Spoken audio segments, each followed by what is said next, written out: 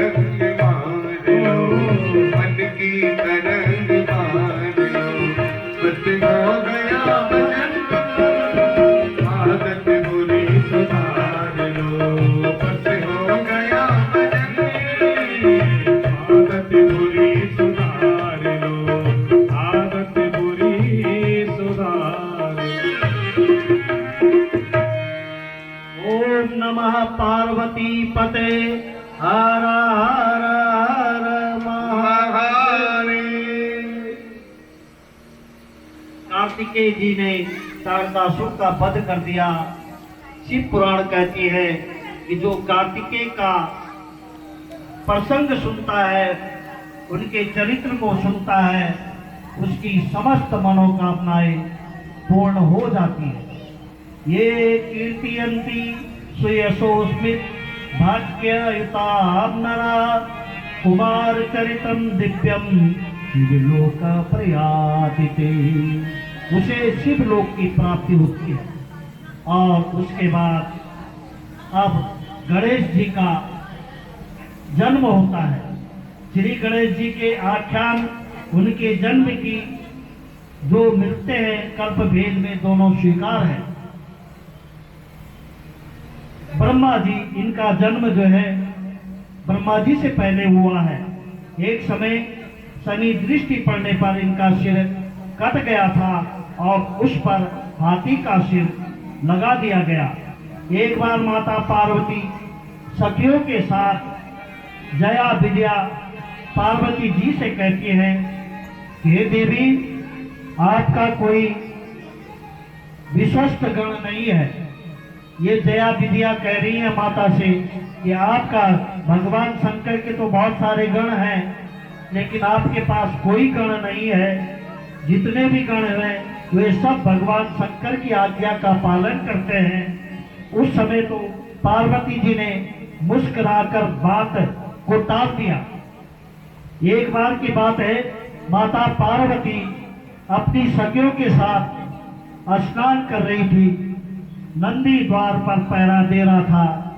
अचानक शंकर जी का आगमन हुआ। नंदी ने कहा, प्रभु, माता पार्वती भीतर स्नान कर रही है। शंकर भगवान ने नंदी को डांटते हुए वे जो है स्नान घर में भीतर चले गए।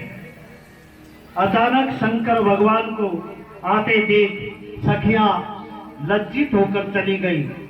पार्वती जी ने विचार किया कि सखियां जो है ठीक कह रही थी। अगर मेरा गण होता तो वो भोलेनाथ को कभी भी अंदर नहीं आने देता।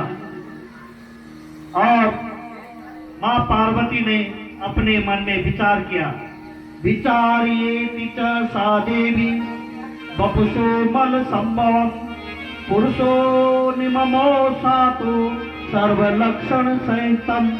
इस प्रकार विचार कर भगवती पार्वती ने अपने शरीर के मैल से सर्वलक्षण संपन्न, शरीर के सभी अपवयों से युक्त समस्त सुंदर अंग वाले पुरुष का निर्माण कर दिया।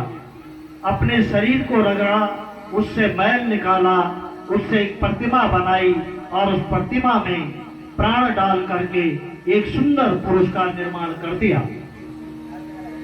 पार्वती जी ने उसका नाम गणेश रखा और उस पर रक्त चंदन लगाया, धोती पहनाई, दुपट्टा बांधा, अलंकार धारण करवाए और कहा, तुम मेरे पुत्र हो।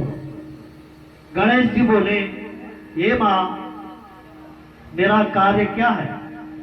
पार्वती जो बोली, हे तात, सुनो महात वाक्य द्वारपालो भवाद्यमय।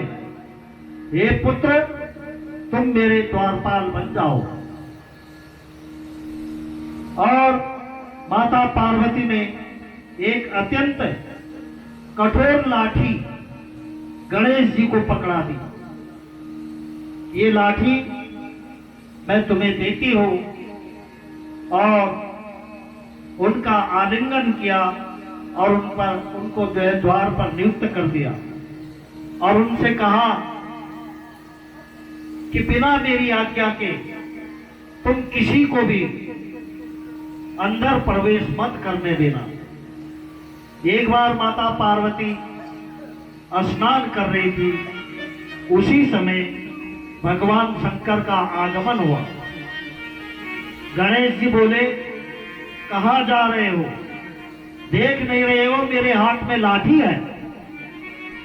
शिव जी बोले कि मैं तो पार्वती का पति हूं, पुत्र। गणेश जी बोले, आप कोई भी हो, पर बिना मां की आज्ञा के मैं आपको भीतर नहीं जाने दूंगा। मातुराज्ञा बिना देवम गम्यता न त्वयाधुना। भगवान शिव नहीं माने, वे जैसे ही अंदर जाने लगे, गणेश जी ने शंकर जी पे एक कठोर डंडा जो है जमा दिया। क्रोधम कीर्ता तपो विप्रा दवनो तारयोत्पन्ना। भोले बाबा ने शिव गणों से कहा, पता लगाओ ये उदंड बालक कौन है। ऐसा कहकर भोलेनाथ बाहर चले गए। शिव गणेश जी के पास आए और उनसे पूछा। शिवगण बोले, तुम कौन हो, कहां से आए हो? यदि जीना चाहते हो तो शीघ्र यहां से बाहर चले जाओ।